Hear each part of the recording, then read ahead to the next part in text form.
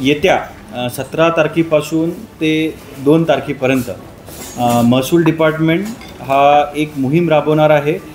छत्रपती शिवाजी महाराजस्व अभियानाअंतर्गत राष्ट्रनेता पंतप्रधान माननीय श्री नरेंद्रजी मोदी यांचा जन्मदिन दिनांक 17 सप्टेंबर 2025 ते राष्ट्रपिता महात्मा गांधी यांची जयंती दिनांक 2 ऑक्टोबर 2025 या कालावधीमध्ये सेवा पंधरवडा आपण साजरा करणार आहे। हा पंधरवडा दिनांक 17 सप्टेंबर ते 2 ऑक्टोबरपर्यंत आपण साजरा करणार आहे आणि याच्यामध्ये 3 कंपोनंट केलेला आहे। पहिला कंपोनंट हा ज्या गावामध्ये पानंद रस्ते जे आहे आपले शेत रस्ते, पानंद रस्ते, शिवपानंद रस्ते यांना नाम यांचं नंबरिंग करणे, त्याच्यातलं अतिक्रमण काढणे, त्याला मजबूतीकरण करणे, त्याच्याकडे दुतर्फा झाड लागवड करणे, ह्या मोहीम याच्यामध्ये पहिल्या 5 दिवसात आपल्याला घ्यायचं आहे।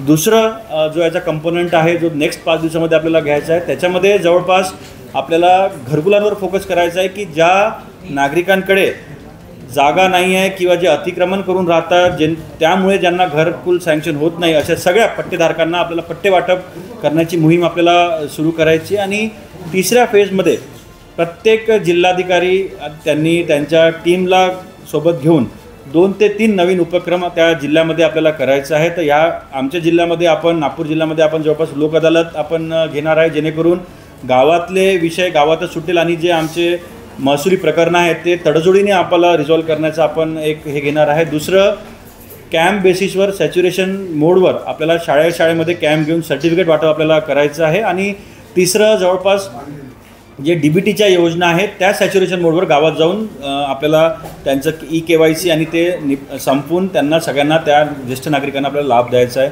हे 3 कंपोनंटचं जे प्रिपरेशन आहे ते आमचं सुरू झालेलं आहे। त्याच्यामध्ये मीडियाशी इंटरॅक्शन झालेलं आहे।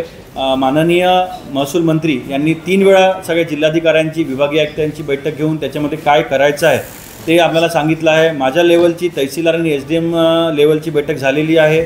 तहसीलदार SDM महोदयांनी त्यांच्या लेवलवर तलाठी, मंडळाधिकारी, ग्रामसेवक यांची बैठक घेतलेली आहे।